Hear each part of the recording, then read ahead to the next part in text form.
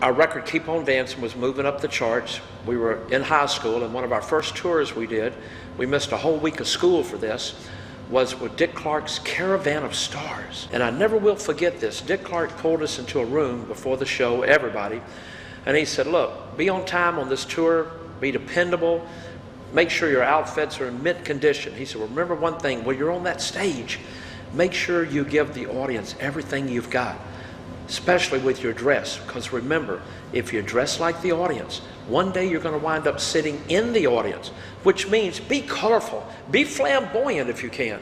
And that's why to this day, in the wrestling crazy world I'm in, I always wear the Jimmy Hart's blue light Kmart special jackets, or what I call them, the black ones with the red hearts, or the white with the red hearts, or when I managed the Hart Foundation, it was all the pink stuff, or Hulk Hogan red and yellow, or even the Honky Tonk Man with musical notes. But I never will forget what Dick Clark told me. Ring, ring. Hello? It's Cindy in. What? You gotta be kidding me. She went to where? To see who? Rick Springfield?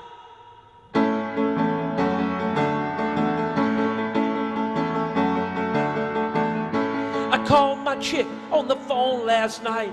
Her mother said she was gone for the night. I had 2 tickets to a rock and roll show to see her working class hero. So I cruised in my car and I cruised downtown. I could hear the music playing from a mile around. So I bought me a ticket and I walked inside. I could see him standing there in the spotlight. Eat your heart out, Rick Springfield. 'Cause she's my girl and she always will be the only one for me. Ain't no rock and roll singer gonna take her away from me.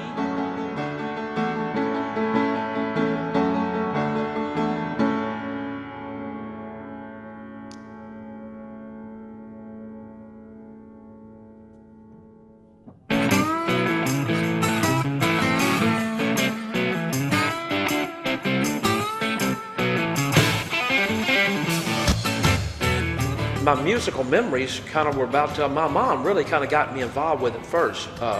Sadie Norton Hart, she wrote a song before I was born for Eddie Arnold called Enclosed One Broken Heart. And I guess she had it in her blood, and I guess it got transferred over to me somehow, because I remember she used to take me to church every Sunday, and I had to sing in the choir.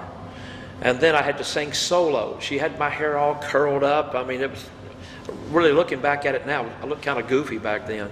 Matter of fact, I probably look a little goofy now in these jackets. But she started me off early with all my singing. And then, of course, in high school, I was in the choir.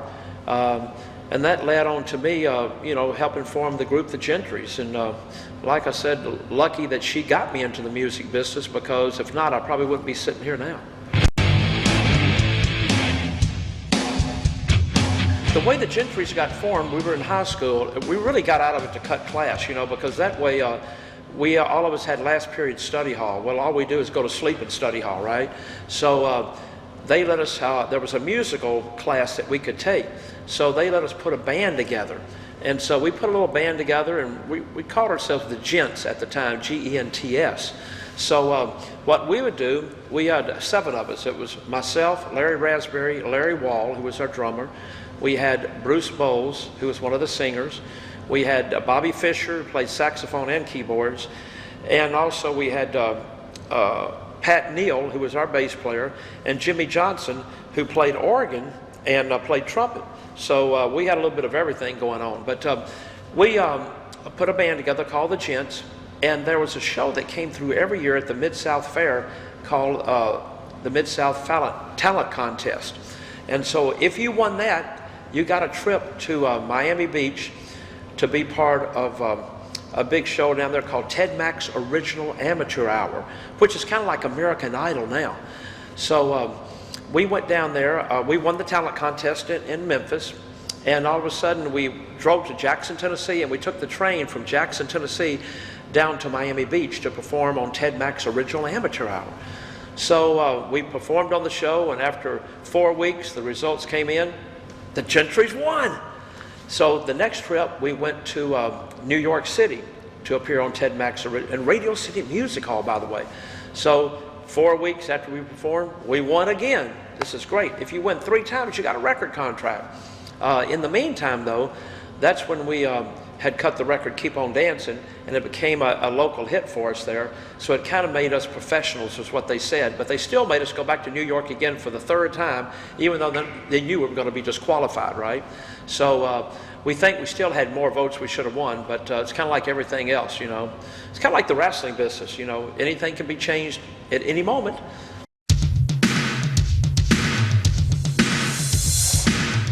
Well, the songs that we played as the Gentrys locally, we'd play the T. Walker Lewis YMCA on weekends and different high school functions back then, on sock hops back then, really.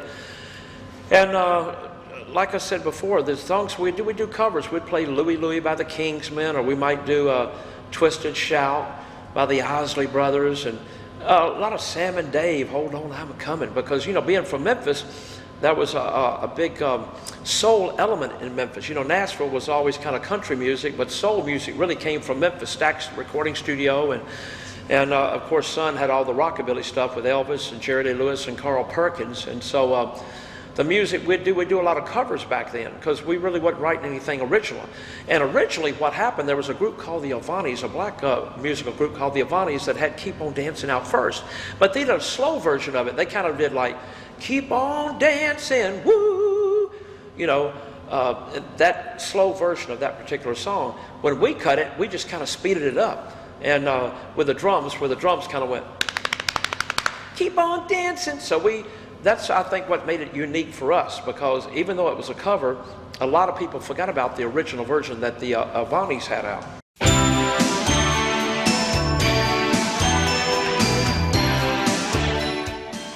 The journey in the music business, and it wasn't very pretty at first, let me tell you this. I mean, here we are in a station wagon going up and down the road, doing the cover songs and Keep On Dancing. After we had cut it locally in Memphis, what happened? A guy named Chip Smallman came to town, and his claim to fame was a producer. He had produced a few records on a few stars back in the past, but he was kind of regrouping and coming back. Our lucky break came from a guy named George Klein. If you look in all the books on Elvis Presley, George Klein was one of the original members of the Memphis Mafia. George Klein and Elvis became friends in high school. I think the story goes at Humes High School, Elvis was fixing to walk into the bathroom, and when he walked in there, he was warned before he walked in by George Klein, because George Klein was in there originally, and he heard of 3 guys that said, look, when Elvis comes in, we're going to get him down and cut that long black hair, because Elvis was different back then. He always wore the white bobby socks, but he had the pants legs cut up and a lot, you know, turned up. A lot of people didn't. He always had his shirt sleeves worn up. He wore the black shirts, or the tight white shirts back then. So he kind of stood out, but he was different. That's what made him such a big star, because he was different. But George Klein warned him. He goes, look, Elvis, just want to tell you, don't go in the bathroom today. These guys are waiting for you. So because of that, they had a great bond. Well, how did that really help the Gentrys? Well, later on in life, when George Klein was on a show called Talent Party on WHBQ Radio, he's the one that saw us in one of the eating places in town, and knew that we had a local record out being played back then. And he had us on Talent Party and filmed it. Talent Party was a show that if all the groups came to town, like the Dave Clark Five or Paul Revere and the Raiders, they'd always go right to Talent Party and film a segment on that, because that was shown on every Saturday. And George would play their records too. So George Klein kind of discovered us, got us to come in, cut a little demo record, which was Time Is On My Side by the Rolling Stones at the time when we did that. But that led to us eventually cutting Keep On Dancing. But we used to play the YMCA and all the places I told you earlier, but you know, we'd have the little U-Haul truck or trailer that we'd carry our little equipment in, and it was hard getting in a station wagon, getting all 7 of us into a car, by the way, let me tell you. But we did everything. We were kind of our own setup crew. We set our PA up. We set all the equipment up. Then we'd go back and change clothes, and then we'd come out and do our 4 hours little set a night. Then we'd change back into our clothes. We were kind of our own band and own road crew back then.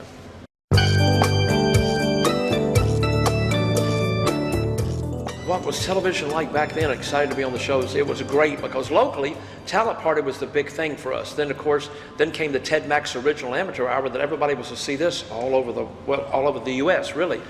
But we came back, and that's when we found our song Keep On Dancing. and we cut the little cover of Keep On Dancing, our version of it. But back then it was so easy because you could get your local records played back then. So all the local radio stations were playing Keep On Dancing for us. Well, what happened, Chips Moman pressed about 5,000 copies of it. And we sold every one of them locally at a shop called Popular Tunes back then. That was a big record shop back in the day. And so they sold out. Well, Chips got a hold of MGM Records. So MGM came in and said, well, look, this could be a fluke hit because these kids are from Memphis. Sure, their high school fans are going to buy it, and a lot of the people listen to the radio. Why don't we do this? We'll put 5,000 copies of it out in Nashville and get airplay, and we'll put 5,000 copies of the single out in Chattanooga, Tennessee. And if it gets airplay there and sells there, then we'll give you a deal on MGM Records. So our fingers were crossed. Well, they put them out there. About a month later, buddy, they signed us to a deal because they kept reordering and reordering in those towns. I think it wound up selling almost 20,000 copies in Chattanooga and almost 35,000 singles, which was unheard of back then, especially for a local group back up in Nashville, Tennessee. So they gave us our deal. We went in and we cut our album, our Keep On Dancing album, right there at Memphis, Tennessee, on the steps of Memphis State University. But then that's when everything went crazy. All of a sudden, here we are on tour. Our first tour, you know, of course, Dick Clark's Cavalcade of Stars. We went out for about 7 days on it. We got out of school to go on that. And we were on there with Sonny and Cher and the Beach Boys and Chuck Berry. And that led to other tours after that. We did other TV shows with Dick Clark. We did Hullabaloo, Shindig, Where the Action Is. So many other things that happened. Then we did a little movie called Bikini World. And so everything really went great for us. We played the Whiskey A Go-Go, and our warm-up group at the Whiskey A Go-Go, who didn't even have an album or a single out then, was the Buffalo Springfield. And I never will forget it because on their breaks, we'd play an hour, they'd play an hour. But on their breaks, we had that hour to do what we wanted to with it. I'd go next door to the Roxy, and Little Richard was playing at the Roxy every night. And then one night I'd go across the street to the Troubadour and saw the Turtles. And one of the other clubs I'd go to during our break, and the Birds were playing there. But that's when the Strip was the Sunset Strip.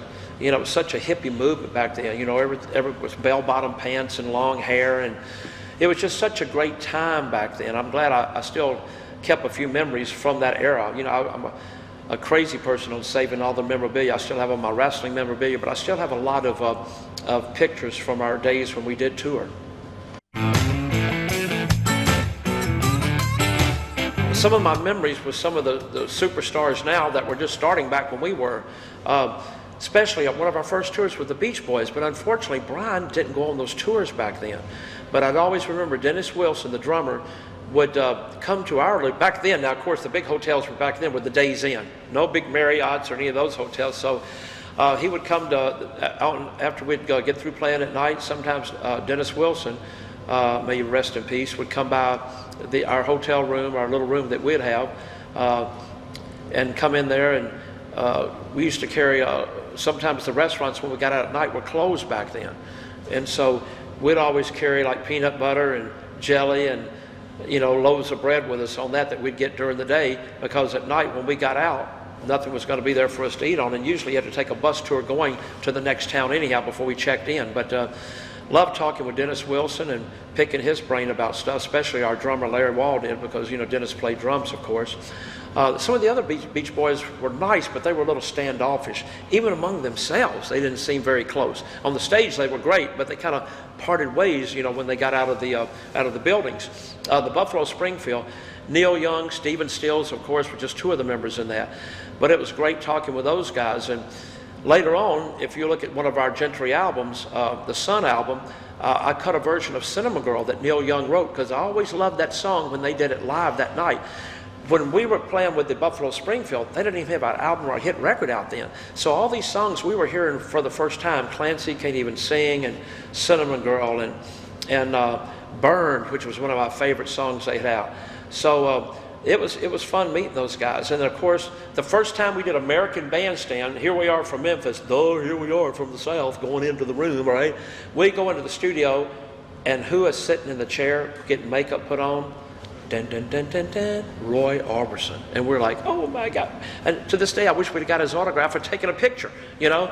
But, you know, no cell phone cameras back then or nothing. You know, the old, the gimmick cameras that take the little shot, pull the little deal out the back and hope it develops enough for it. After a couple of years, they fade away anyhow, but the Polaroids, of course.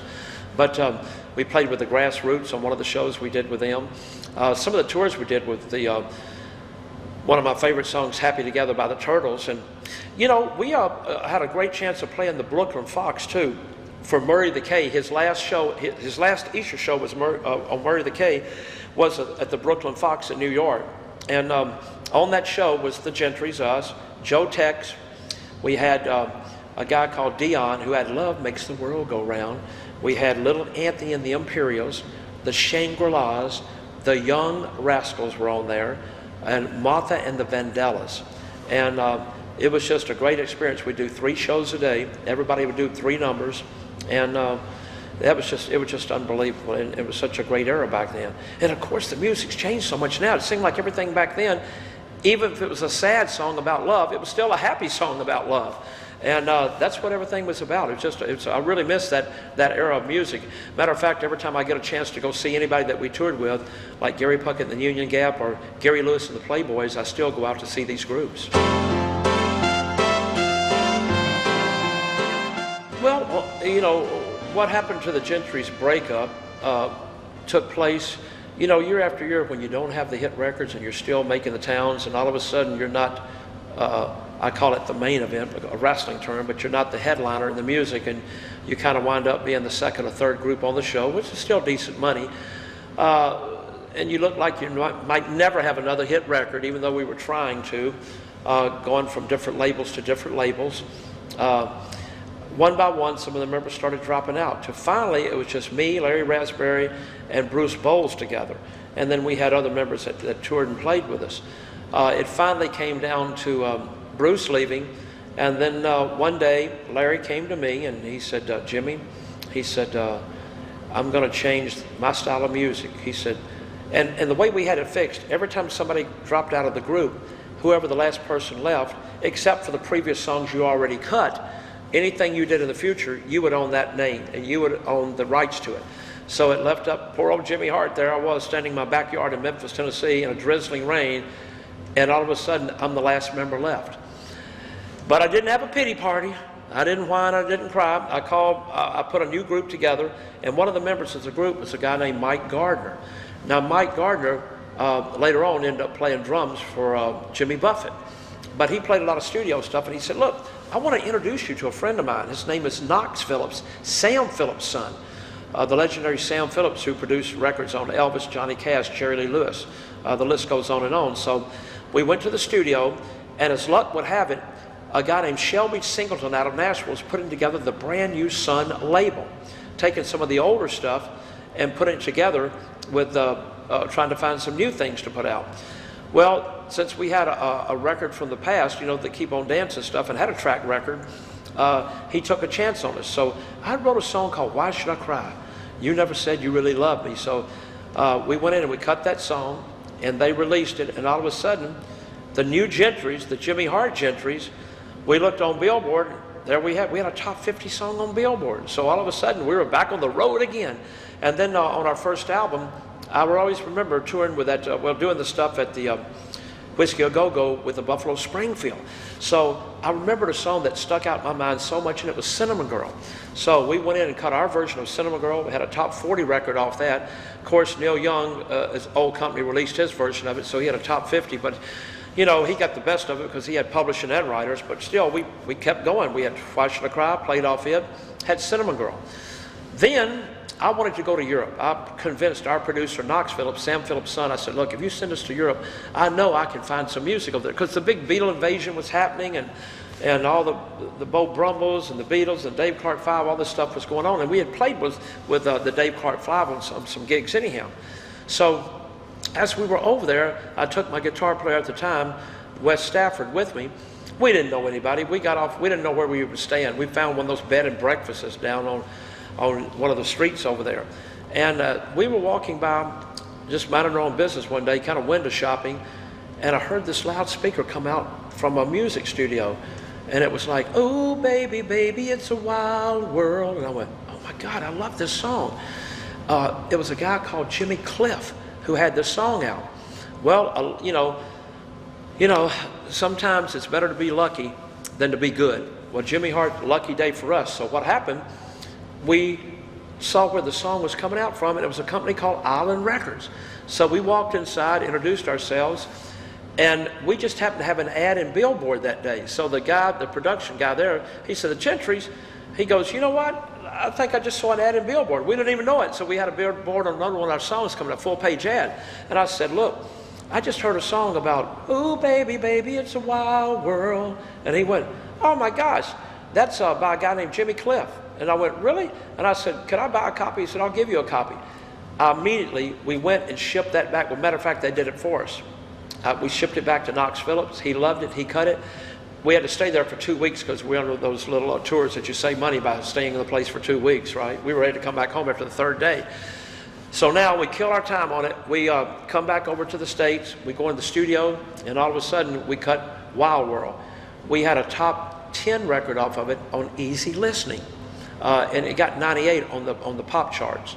But so we did a little run off that too. So we had 3 chart records with our new Gentry group. And then finally, you know, that falls apart too. You know, when you don't have hits anymore, then you start playing the clubs. You know, say, hey, the more you drink, the better we sound. Hey, happy birthday to Mary tonight. Let's all sing happy birthday, you know. So that got a little old. But that was close to the end of the musical thing as far as the Gentrys went. Well, the call from Jerry the King Lawler, I'll never forget it. Well, what happened when we were playing, we wound up playing a place called the Ramada Inn in Memphis, Tennessee, on Lamar Avenue, about 5 or 6 blocks from Elvis's mansion out there, which is out in Whitehaven. So Lawler and them would come, when they'd go to Tupelo on Friday night, and I love wrestling. Jerry and I knew each other, and I was doing a little things for them off and on TV, and a little music here and there. But Plyboy Frazier, Billy Superstar Dundee, and Jerry Lawler on the way back from Tupelo would always stop off because Plyboy Frazier loved getting on stage with us and singing, "The Thrill Is Gone," B.B. King song, "The Thrill Is Gone Away." And we'd all sit there and go, oh, that's great, Plyboy. But a lot of fans love wrestling, so they'd come to see us, but then they got that extra treat every Friday night by seeing Jerry the King Lawler, Billy Dundee, and some of the other wrestlers come in there. So Jerry goes, look, I'm cutting some videos. I'd like for you to be involved and help me on it. But he goes, look, I know during the week you play the Ramada Inn, but during the day you're free. How would you like to work for our wrestling company, Memphis Wrestling, and do promotion for us? And then you could still play at night over here at the Ramada Inn, because we were doing 2 shows a night. We didn't even start till 9 o'clock. And I went, I love it, extra money too. So the more I got into it, the more I loved the business, because what happened as a young kid, I always loved the wrestling ever since my uncle, JB, took me to wrestling. Every summer I'd go down to Memphis, I'd go down to Jackson, Mississippi. And while I was down there, he would always take me to the wrestling matches, and I always looked so forward to that. So I really loved it anyhow. So meeting Jerry the King Lawler and being with these wrestlers, I mean, I was in heaven. Music and wrestling, what else can you ask for? So I started doing promotional for Jerry, and one thing led to another. You know, and then finally I just kind of gave up. I still own the Gentry name, but decided not to play regularly with the Gentrys anymore, except unless we just do kind of independent shows 1 or 2 a year, and I might put something together for that.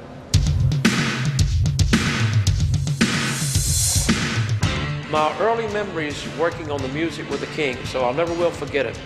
Jerry called me one day and said, Jimmy, are you available this weekend? And I said, yeah. He goes, listen, I'm going over to Ardent Recording Studios, and I'm going to do a wrestling album. I'd love for you to help me on it and be involved.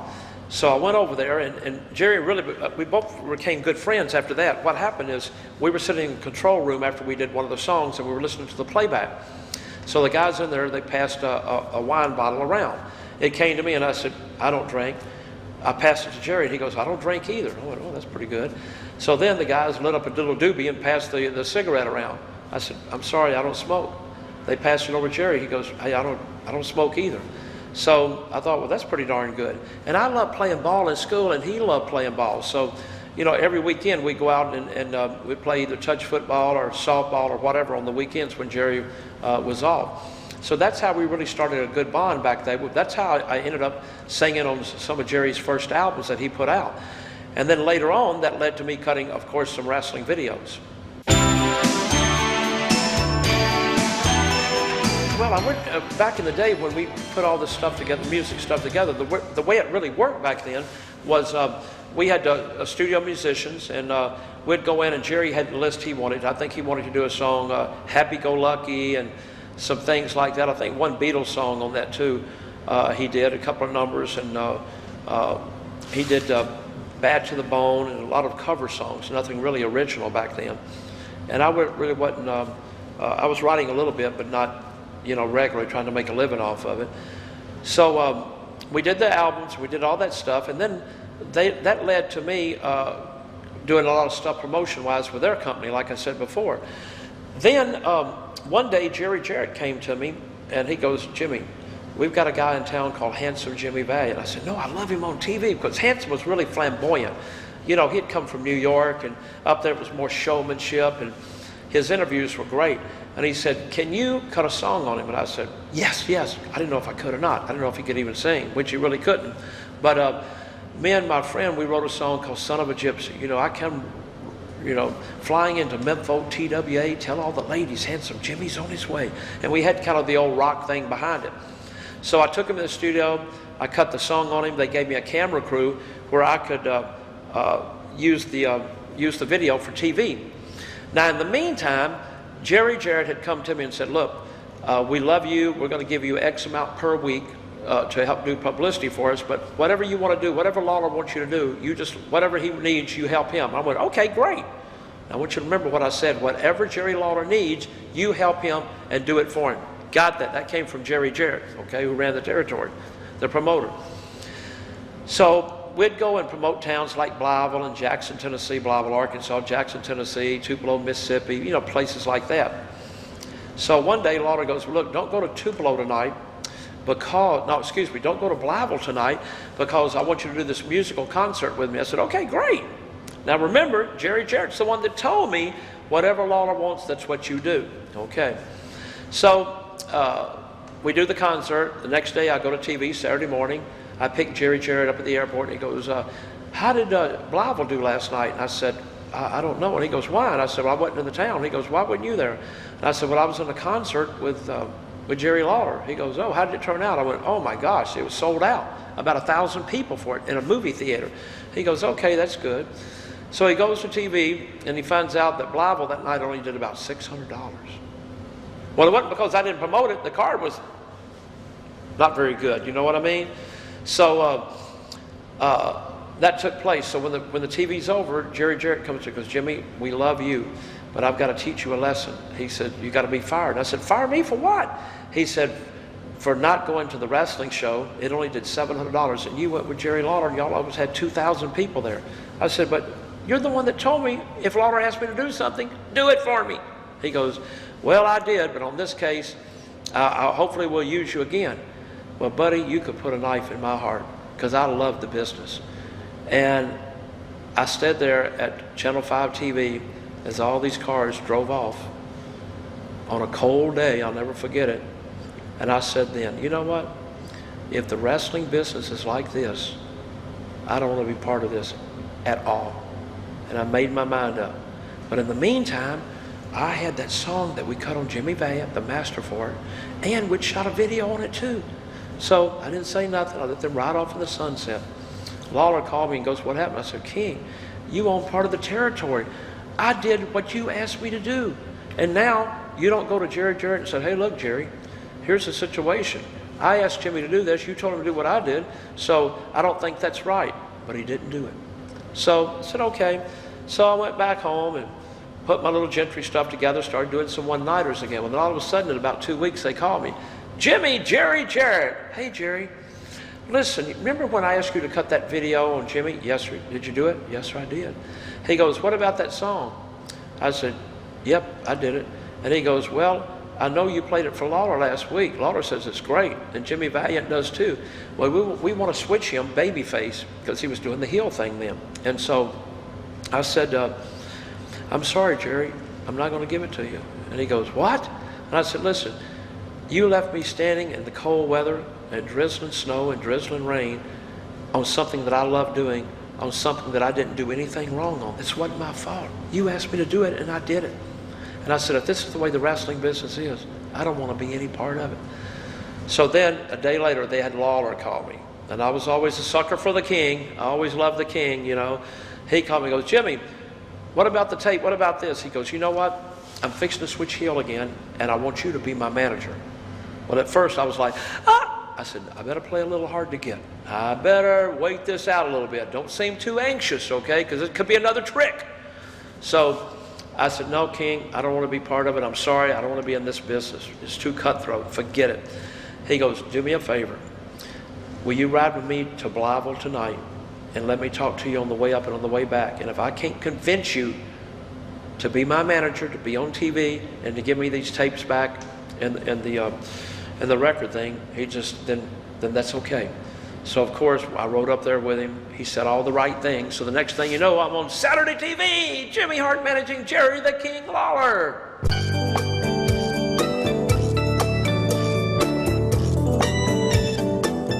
Some of Jimmy Hart's big hits from Memphis. Hey, like We Hate School, Lance Russell's Nose, Hippo Hips.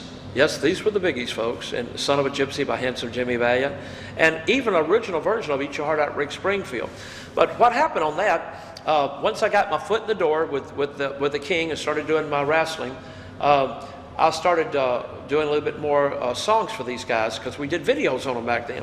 So that's when we did Lance Russell's Nose. So we took video to it and everything else, because we had a great guy named Ron West who did all of our videos up there, Jerry Jarrett's son-in-law.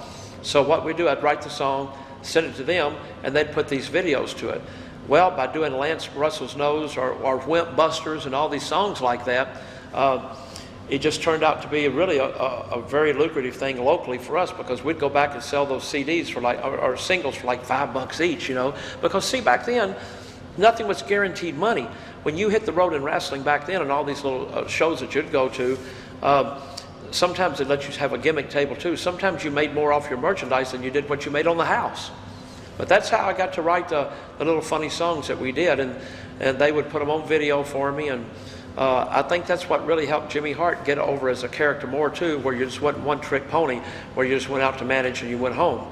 You know, people eventually found out that I was writing some of the songs, and kind of made myself the laughing stock in some of them too, like Wimp Busters that we cut. And so, and Lawler would always drop the t-shirts or Wimp Busters with my face on it and things like that too, or Lance Russell's Nose, and have Lance choking my neck with his nose going way out like this. But those are some of the things that Lawler did for me to make that extra money too.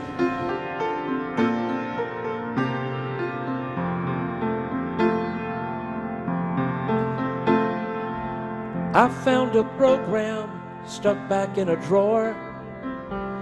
It was kind of faded, it was kind of torn. And every time I looked inside, some are gone, some are still alive.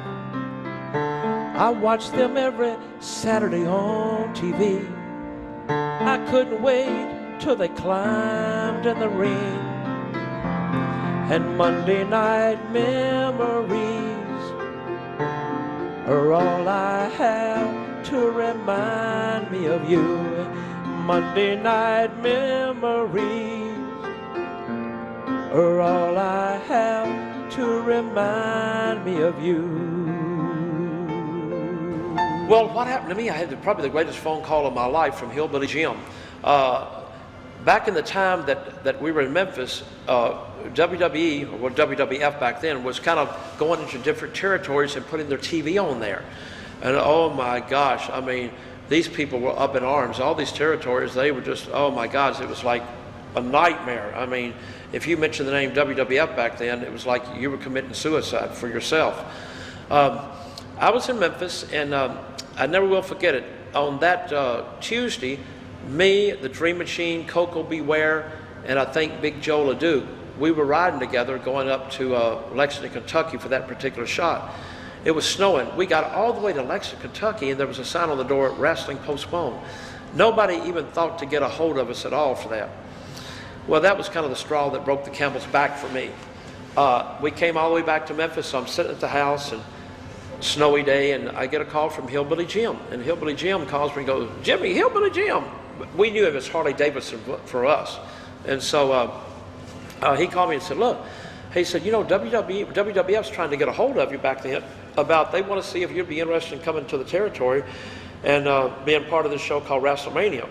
Well, of course I would be, but I was scared to death too because I knew I had to tell Lawler and Jarrett what was going to be taking place. I know they were going to be very, very angry with me.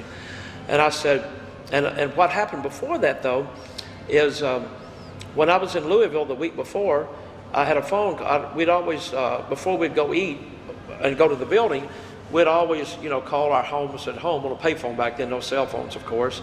And I called home and I said, look, did anybody call today? And they said, this person, this called, but Vince McMahon called you. And I went, oh, please, Vince McMahon didn't call me.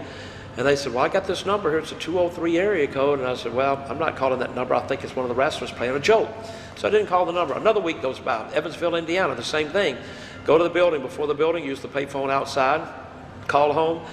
George Scott called you. Now, George Scott was the booker at the time for WWF. He put all the matches together. So we went up. So I still didn't call the number. So then that's when I was at home during the snow. Hillbilly Jim called me. He goes, Jimmy, Vince McMahon tried to call you. We had George Scott trying to call you. Are you not interested? Interested in what? Going to the WWE or WWF? And I said, of course I'm interested. So he said, well, hopefully it's not too late. He called me back in 5 minutes and he goes, be by the phone. Vince McMahon's calling. And I went, oh. So Vince McMahon called me and said they liked what I did on TV and would I be interested in coming up there? And I said, yes, sir, I would. He goes, well, I'm going to put you on the phone to my travel agency. So he put me on the phone to the travel agency. All of a sudden they go, Mr. Hart, would you like to fly American, Delta, United? Now, I didn't even have any frequent flyer miles back. I didn't even have one little card, so I'm going, well, no, just put me on what you want. No, we want to put you on what you want. I said, no. Whatever you put, because they wanted my frequent flyer number. Well, I didn't want to embarrass myself and go, I don't even have a frequent flyer number. We don't even fly down here. We drive everywhere. So finally, she gave in and she goes, well, how about me putting you on Delta? I said, that works for me. That is phenomenal. Thank you so much. So I go up there to New York, get off the plane, limo picks you up, takes you to the office. I go meet Vince McMahon, had a great meeting with him. He said, when can you start? I said, when do you want me to? Hey, how about tomorrow? And I said, well, Mr. McMahon, they just sent me the tapes from Memphis Wrestling. Jerry Lawler is over in Japan. He won't be back. Jerry Jarrett's out fishing and hunting. He won't be in town. So they gave me the tapes to take to the show to help run the show that day. He goes, you know what? If you're that loyal to me the way you've been to them, he said, we're going to have a great relationship.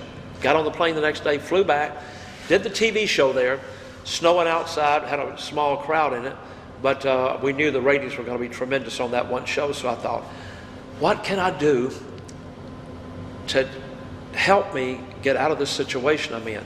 And I said, well, you know what? We've got a big flour match coming up this weekend where whoever loses has a big 50-pound bag of flour dumped on their head. So I thought what I can do is I'll get on TV, demonstrate it to Lance. I can dump this on Lance, and when he does, Lance can go, you're suspended.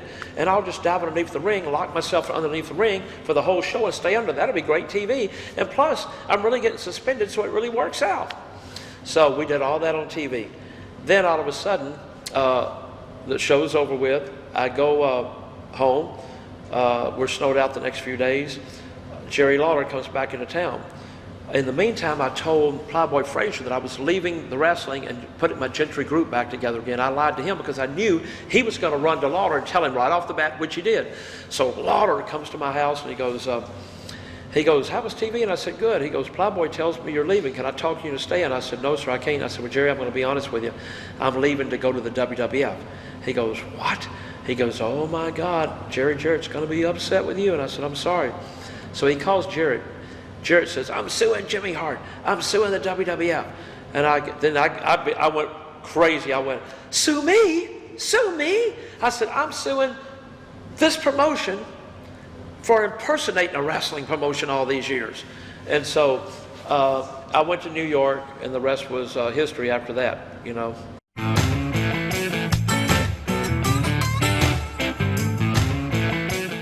Well, how the music came about for me working with Vince, what happened is when I went to New York, on the first show I got to do was WrestleMania. As far as the live events go, we did our TV in Poughkeepsie, New York, where I wound up managing King Kong Bundy, who I managed in Memphis, and then I wound up managing Greg the Hammer Valentine. And so at WrestleMania, I met a man by the name of Dave Wolf. Dave Wolf was Cyndi Lauper's manager, and they were part of the Rockin' Wrestling Connection.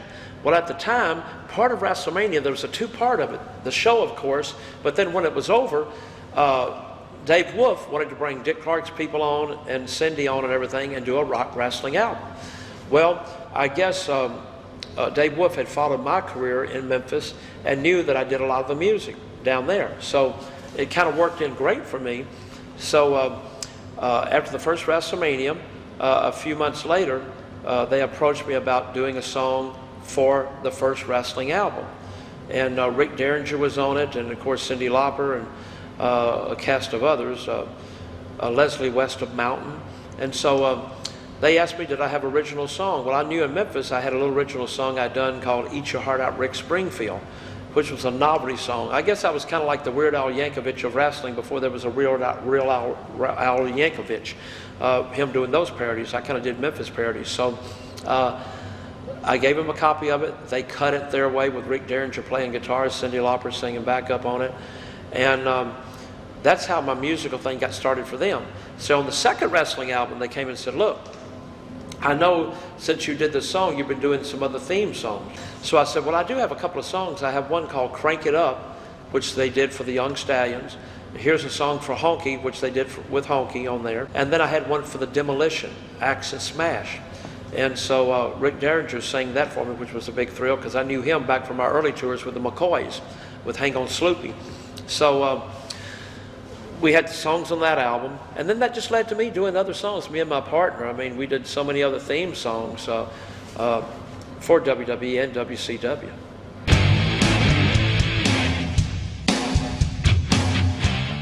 Oh my gosh, performing live. It was the biggest thrill for me because, well, I'm back in my element. I'm back on stage, but this time in front of a few people in a bar. We're in front of 3,000 and 4,000 people on some of the shows that we were doing on promotions for our WWF events back then. So we did the Slammies. So the Slammies came up, and I did a song that I didn't write in that called Girls in Cars, but also I got to do Eat Your Heart Out Rick Springfield on one of the Slammies too. And it was a great thrill for me because I had Leslie West playing bass, Rick Derringer on guitar, and it was just phenomenal. I felt like I was back in my element again. And from that day on, Vince kept using me doing other theme songs. So a guy from them named Jimmy Johnson writes a lot of the stuff, and he's great doing it. But we got to do Randy and Liz's wedding song together. And matter of fact, I still have a real master somewhere of Randy and Liz singing at my house, just the demo, before I took the demo to Vince on the wedding song.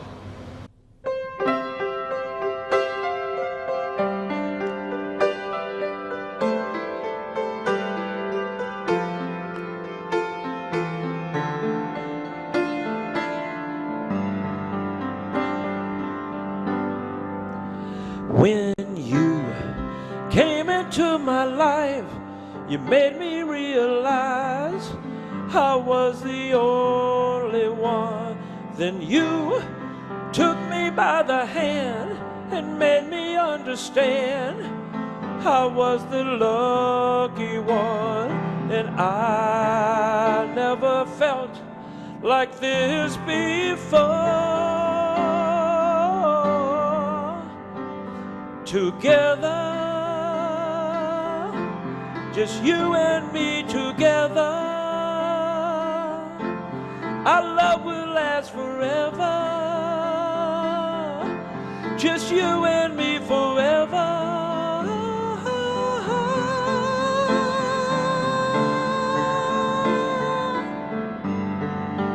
Oh, together.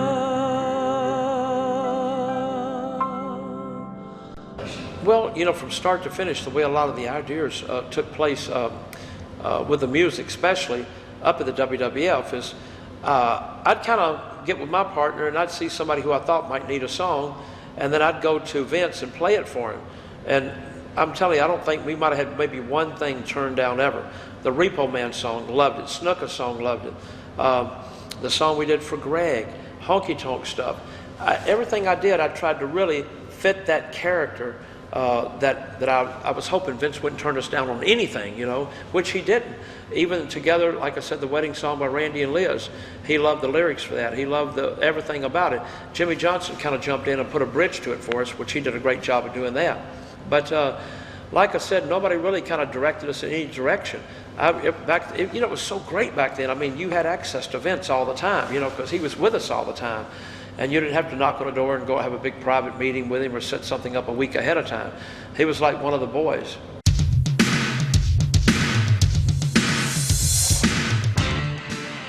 Well, the way we recorded some of our music was kind of all over the place. I'd call my guy who was helping me write at the time, Jim McGuire. He lived in Somerset, Kentucky, so I knew if I was going to be in Indiana or Kentucky, anywhere, I'd buzz him ahead of time. And back then we traveled, you know, the company would fly us themselves, but we were responsible for our own rental cars, we were responsible for our own rooms, we could stay anywhere we wanted to stay, but we just got to make sure we were at the building on time. So that worked out great for me. So I'd call Jimmy, and if I was going to be on a 4 or 5 day loop in Kentucky or Indiana or around the Tennessee area that he could drive and meet me, then what we'd do, we'd just go in the same car. He'd stay in my room, double beds of course, but he'd stay in my room with me, and we'd set the stuff up there, write it, demo it, and then whatever town we might be in for a studio, Vince and then would rent the studios there in the towns to go in and let us cut the stuff. But I'd let them hear the demo first to make sure they liked what they heard. Well, the setup to do it was kind of really prehistoric according to today's times, I'll tell you.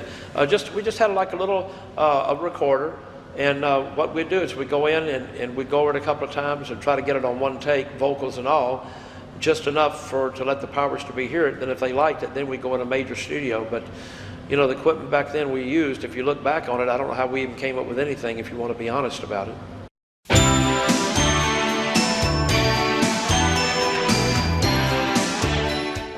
At the time, we didn't use a lot of studio musicians. JJ would come in and we'd put down the tracks.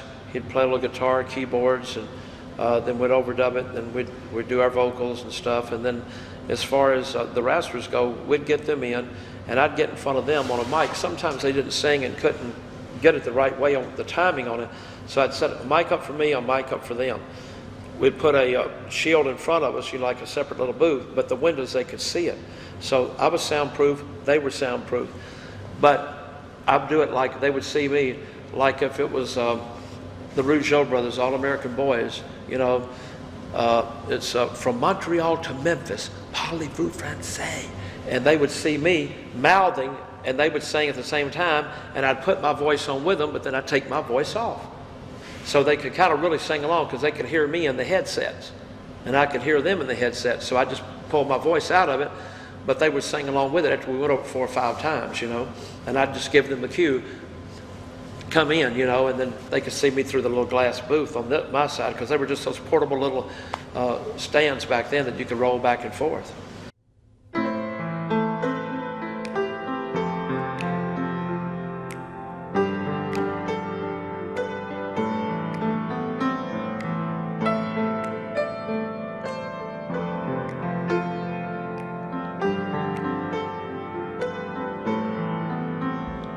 From Montreal to Memphis, parlez-vous français.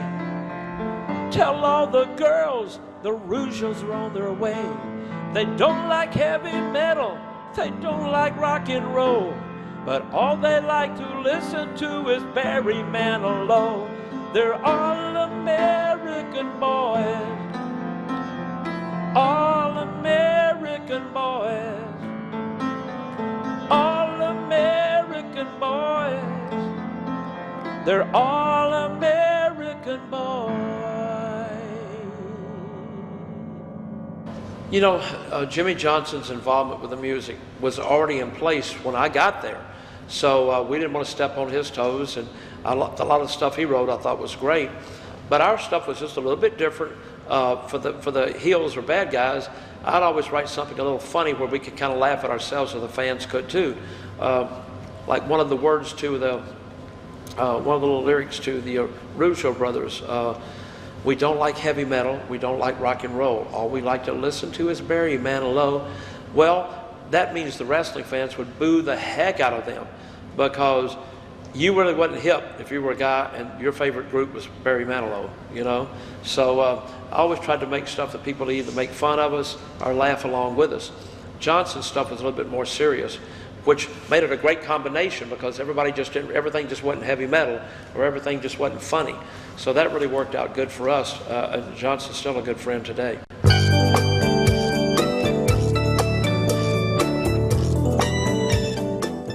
Reaction to the music by the wrestlers. What I've found in this business is this. It seems like everybody in wrestling wants to be in music, and everybody in music wants to be in wrestling. From some of the biggest names out there, when WWE has their pay-per-views or has their WrestleMania shows, you will not believe the requests from top stars that want to be on those shows. It's crazy. But everything we did with everybody loved it. I know Shawn Michaels, when I took him in to do Sexy Boy, he was a little skeptical. I can't sing. I don't know. I can't carry a tune. Oh. We got in the studio, and it was all of a sudden like he was working me. He got in there, and okay, what are the words? We held him up. I think I'm cute. I'm so sad. I mean, what a showman. When you see him in the ring, how good he is in the ring is really how he performed when we did the song, because while he was in the booth doing it, you know, he wasn't just standing there like a stick man. I mean, he was moving and singing and everything. And same thing with Sherry. Honky Tonk Man, every time we'd cut something with him, he dressed in his full Elvis outfit. How do you dig that? I mean, it's crazy. So these guys really love doing it.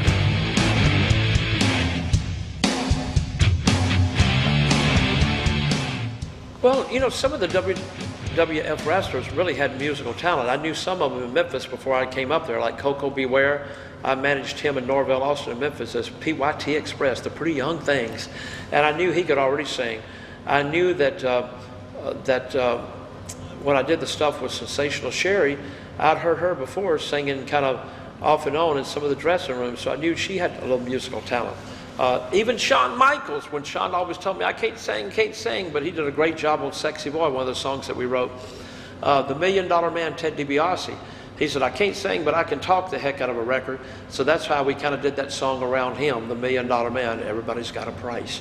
And Hulk was musically inclined. You know, he played bass in a group called Ruckus before he got in the wrestling business in Tampa, Florida.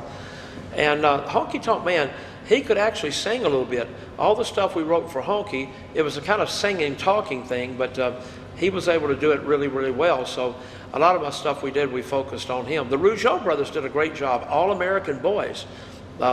When we did the Rougeau brothers song down in Memphis at Sun recording studio, we used them doing their vocals. I got long sideburns and my hair slicked back. I'm coming to your town and a pink Cadillac. I'm just a honky-tonk man. I'm just a honky-tonk man. I'm just a honky-tonk man. I'm cool, I'm cocky, I'm bad. I got Piggy Sue beside me, the Colonel's in the back. I'm coming to your town in my pink Cadillac. I'm just a honky-tonk man. Woo!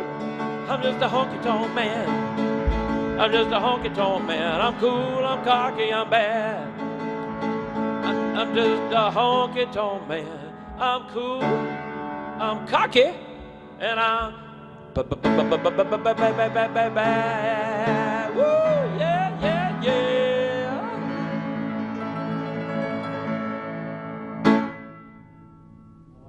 Well, we did a little thing called a honky love for Honky Tonk Man, because I knew the other ones, we were planning a lot, but we always liked to have Honky, when he went out, to go, Colonel, I think they want to hear me play this again. Of course, everybody go, boo, boo, boo, and we'd always play it again. But we had a lot of fun doing a honky love. It was a little different it was a little harder than the other song we did for Honky, you know. Also, we had one that never got released called Honky Dog Baby. So just to let you know, that might be in the coming out later on this year. But Honky was always so professional. I'd write the songs, me and Jim McGuire would give them to him, let him listen to it, and let him kind of have his own style doing it his own way. But it always came out good. But overall, all the wrestlers, everything we brought to them, nobody forced them to do it. If they didn't like the song, and we always gave them approval. If you like the song, we'll do it for your theme song. If you don't. Especially with Dusty Rhodes. I was such a fan of Dusty Rhodes back when I was in the music business. When we toured Florida with Dick Clark, I'd get up every Saturday morning, turn the TV on, just to watch Florida Championship Wrestling. And to hear Gordon Soley at the end of it go, and so long for the Sunshine State. What a great way to end it. But Dusty Rhodes was always one of my favorites, and I loved his interviews. And so when I had a chance to write a song for Dusty, it was just such a thrill to me.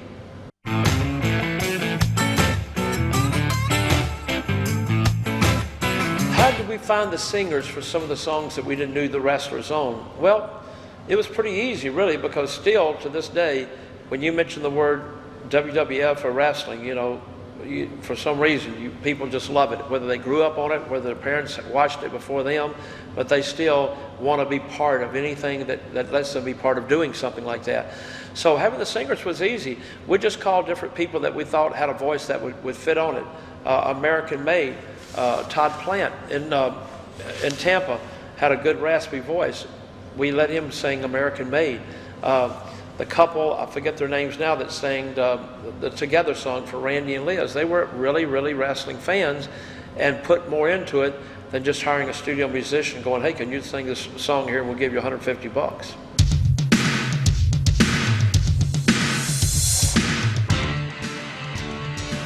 Feedback from the fans on some of Jimmy Hart's most popular songs.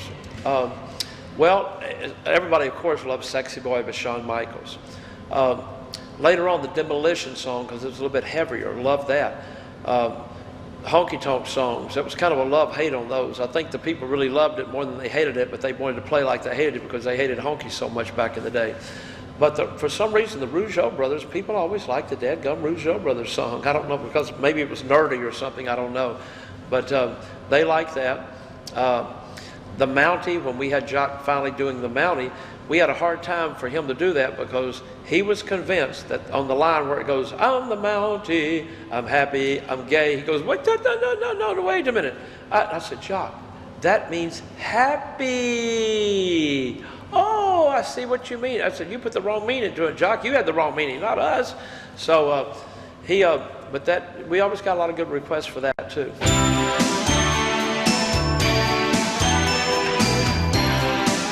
The way the songs were started, 90% of the times, I'd have my auto harp. I have a 15-chord auto harp that I turn around backwards. Cyndi Lauper plays it. She strums it like this, but I turn mine backwards so I can hit the notes upside down and strum it with my right hand. But it's just an easier way for me. So what I'd do is I'd find what I thought we'd like, take it to the studio. I have two guys that help me, Jim McGuire, early songs, and for all of our WCW music, it was Howard Helm. And Howard has a studio, so we'd go in the studio, put the chords down, transfer it over. He'd add the drums. We'd have a guitar player come in, because I always like to have real guitars put on everything. You know, it just seemed like it sounded better. We'd have the drums. We'd have everything. If we needed strings, you know, he could put them on there. And then we'd go out if we needed like Huckster in Heaven. If we wanted a whole choir, then we brought in the Baptist Street choir to do it for us. So, you know, all of it started off simple. Some of it got a little more involved than other songs, but it was always fun for us and fun for the wrestlers that did it.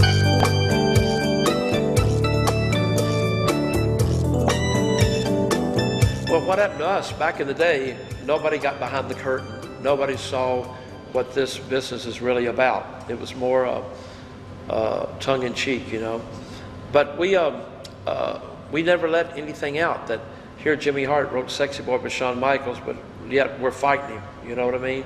So that was all kept secret. Now, a lot of people know that Jimmy Hart did the wrestling theme songs, but they seem to be okay with that. I think it would insult their intelligence back then if they knew that Bret Hart, I did the Hart Foundation theme song, and all of a sudden we're fighting Shawn Michaels, you know? So we kept everything kind of behind closed doors back then. It's a lot more open now, and people know who wrote what, who did what, who rides together, who stays at the same hotels together. You can always see if there's tragedy, if there's ever a death involved, everybody gets on stage and holds hands, and then when it's over, they go back fighting each other. But it seems to work. You know, the crowds are still good for WWE. He thinks he's cute. He thinks he's sexy.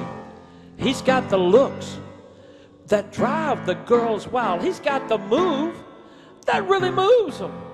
He sends chills up and down their spines. He's just a sexy boy. Sexy boy. He's not their boy toy. Boy toy. He's just a sexy boy, sexy boy. He's not your boy toy, boy toy. Well, how I got involved with the music for WCW, it was kind of a crazy. Hawk and I were filming a show in Universal Studios over at Disney and Universal, called Thunder in Paradise. Eric Bischoff and his crew had been shooting some shows over there, so they knew that Hawk and I just left the WWF, and we were kind of free agents at the time. So they had asked about Hawk and myself joining WCW, so the contract got worked out, so we came down.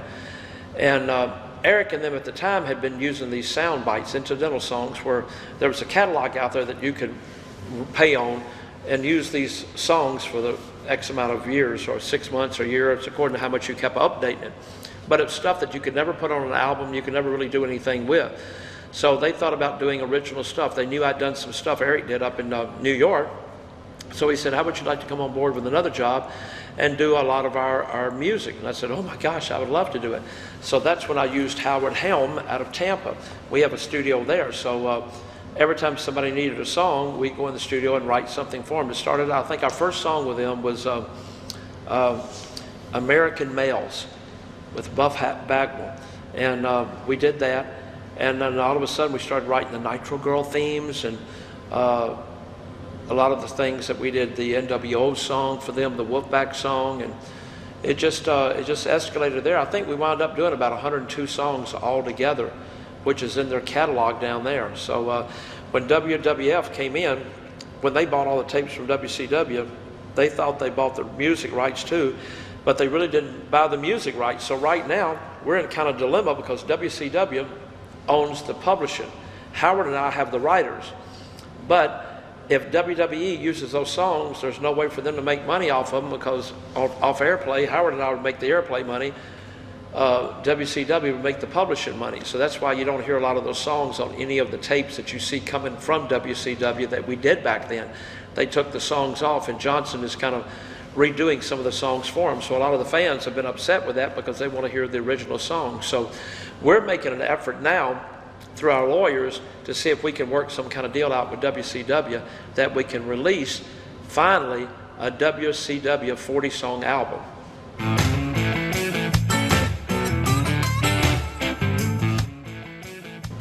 Well, in the WCW, there were so many different styles we had to kind of look for and try to get music for. And it was kind of crazy at first because they would come to us and go, look, we need a song for Disco Inferno. We also need a song for Liz and Randy. We'd also like to have a new song for Hulk.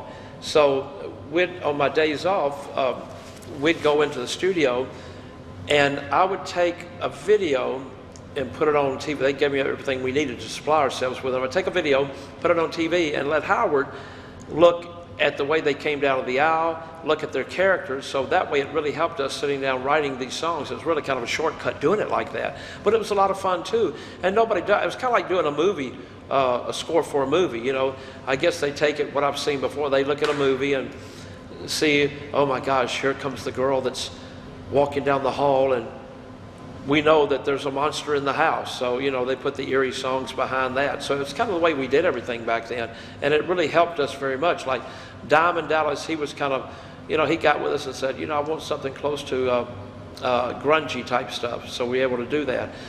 Somebody else would go, I want something really happy, a happy feel-good song with their character coming to the ring. So it was challenging, but it was a lot of fun. I like NASCAR racing, Richard Petty is still the king. And I like to eat at the Waffle House, smothered and covered on everything. But there's one thing that I hate, 'cause it's a bunch of crap. I hate rap. I said I hate rap. 'Cause rap's a bunch of crap. I always liked working with Kurt Hennig because Kurt was a big fan of country music. He loved Willie Nelson. He loved all those tearjerker songs. So when we came up with Rap is Crap, the reason how we came up with that song was because Master P had just been brought on board to do a little angle with out of New Orleans down there with Kirk and them. And why call them the West Texas Rednecks? So that's why we kind of wrote the song against rap. Rap is crap. And that was a lot of fun doing that with Kirk. And we had fun with that, but one night when we were doing the deal with him, putting his voice on it, we kept waiting for him. We didn't know what happened. And somehow or another, he got locked out of the building. But the building was soundproof on the part we were in, so we couldn't hear it. We didn't have a buzzer to get in or anything. So we kept wondering, where's Kirk? Where's Kirk? Where's Kirk? Oh my gosh, it's an hour late. It's 2 hours late. What's the deal? So finally, the police came by, and they had an emergency phone call to the place, and they said, look, there's a blonde-headed wrestler that just came to our station down the street and said, can we help him break in to the studio? We said, break in what for? And he said, he's supposed to be in the studio, is he? And I said, oh gosh, yeah. So that was kind of crazy with the police coming down there watching us do part of the West Texas Redneck song, Rap is Crap. Another time, we were in Orlando, and Eric and them had given me the Saturday night show, the 605 show, to do what I wanted to with, because nobody wanted it. So I took the stars that nobody was using. I took Rey Mysterio they wasn't using. I took Jericho. I took some of the wrestlers that they were not using on the big shows then, because I felt like they were stars. And as we had 3 kids that we did that I wanted to put a group together like the NSYNC and Backstreet Boys. So I called them 3 Count. So I got the name copyrighted for them. And we wrote a song, Can't Get You Out of My Heart. And we made these green circles for them to go to the ring to, and we shot a video on them acting like the Backstreet Boys. But the people hated that so much, it picked up so much heat, but they really turned out to be a really good team. So that was just kind of a crazy event that took place on that.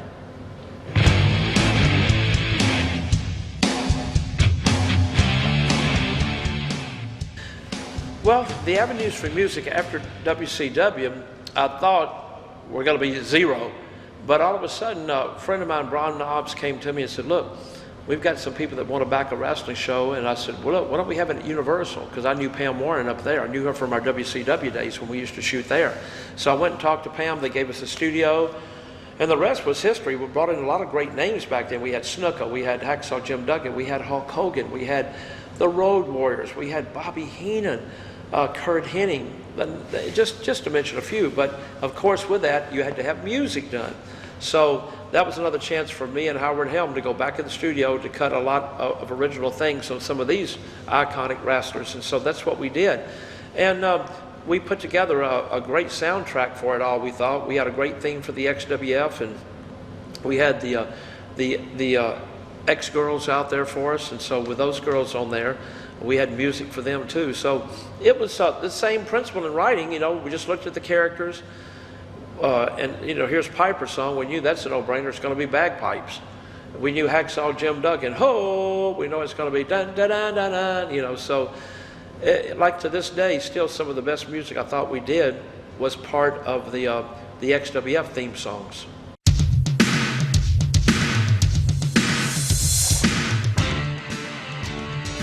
Well, you know, some of the influences on some of the songs we did, especially for the XWF, it was just, once again, it came from the talent itself. You could kind of look at them, the way they handled themselves at the ring and out of the ring, what kind of character they really had, how they did their interviews. And you forget, back then, a lot of the interviews wasn't scripted either. So you got to see the real character and not a character that some writer put into this character, which was not really these guys at all. But, you know, there's a little influence on some rock stuff in there, and a little bit of country stuff, because a lot of that rubs off on you whether you want it to or not. Like if you're a big fan of Willie Nelson or George Jones, maybe something you were going to do country would have their kind of their vibe in it. My good friend Brian Chills gave us an opportunity about the Legends of Wrestling video game. So when he called on that, I knew what kind of music they were looking for because I'd done stuff with him before. So it was kind of a shortcut getting where we wanted to. The stars he told me he wanted to use, we wanted to go back in. Even though some of those songs were copyrighted with WWF, on some of the games that we did that wasn't with the WWF before that, we I just kind of remembered what kind of theme we had, and we kind of did a different version of that. So it was kind of a good shortcut for us, and kind of still stayed in the same vibe for the particular wrestler.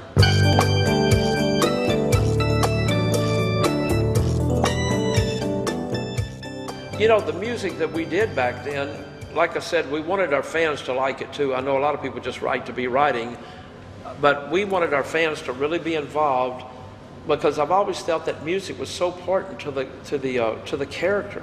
And even now, when you go to a WWE main event or any kind of events they have, as soon as those fans hear one note, they know who's coming out.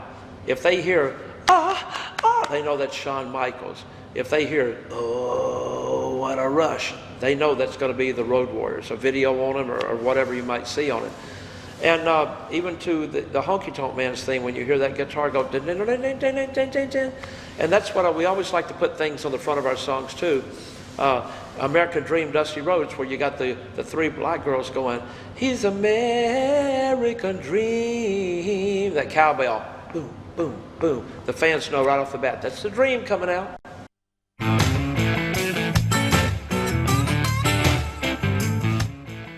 Well, what happened to us, sometimes when you put hooks on the front of a song, you need to grab the fans really quick and fast, because, you know, TV time is so important, it's so valuable. It's like it used to be 15 seconds on a song back in our day, that you had an intro coming in so the DJ could go in, and now coming up next on WMC Channel 5, you're going to hear so-and-so. So they'd have that little bit of time, so it was always like 15 seconds. So I knew on the beginning of these songs, especially TV time, we had a very limited few seconds to grab the people's attention. So that's what we were always conscious of doing.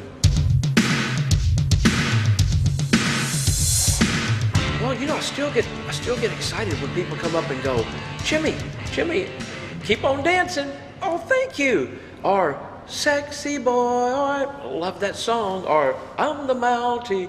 It's still a thrill for me. I feel like I'm 18 years old again. It's really a stretch of my imagination at my age, I'll tell you that. But it's just, a lot of people knew that we did the wrestling, but now they're starting to realize more and more and more and more that Jimmy Hart was part of the music era, because like we said earlier, back then, we couldn't tell the world that Jimmy Hart wrote this song with this particular wrestler, and now my men are fighting him. Well, why did Jimmy Hart write this song for him if we hate him so much, you know? But it's just the way the wrestling business was back then.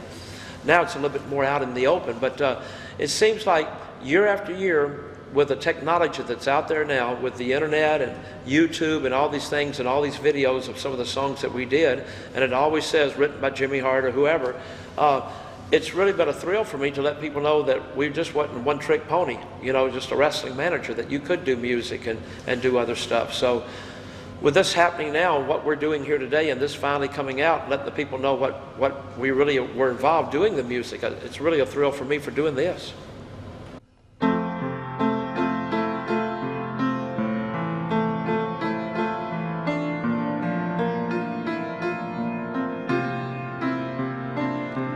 I read it in the paper, I saw it on TV.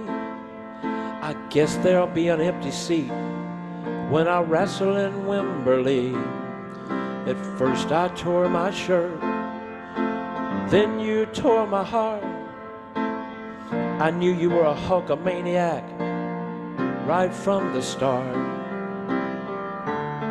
'cause you were my friend. I'll see you again when the huckster comes to heaven. You'll be my friend. The world just lost another Hulkamaniac.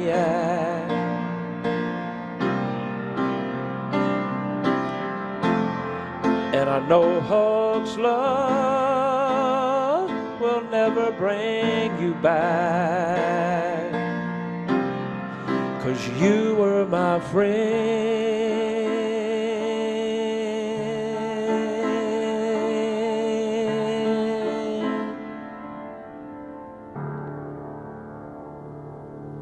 Well, some of the songs that I'm really proud of being part of, and I just listened to it on the radio the other day, of course it'll always be Keep on Dancing, because that's really brought us to the game. Without that, I wouldn't be sitting here talking about music now. But Cinema Girl, our version of Wild World was just, I still love to hear that. But for the wrestling songs, Sexy Boy, Shawn Michaels, the Honky Tonk Man stuff, the album we did on Huckster, a lot of people don't know, for $9,075, we cut a 10-song wrestling album, and we had 2 major deals off of it, one in the U.S. and one overseas. So finally getting that record album out, it was just a thrill for me for that too, and we're very proud of all of that. But the American Dream song I'm always proud of. The Mountie, a lot of songs that people really talk about, believe it or not, are the Rougeau brothers. A lot of people like the crazy Rougeau brothers song. But Together still a great song, especially since Randy and Liz are no longer with us, but it was still one of my favorite songs back then.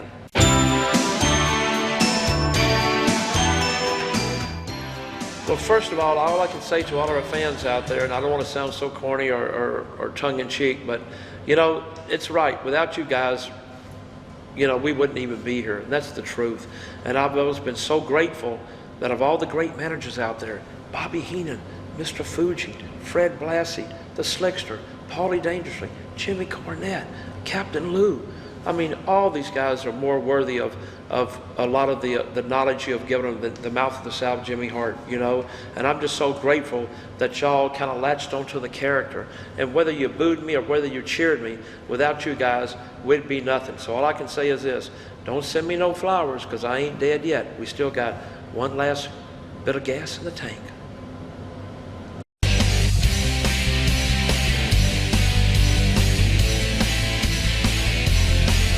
In the mouth of the South since I was in school.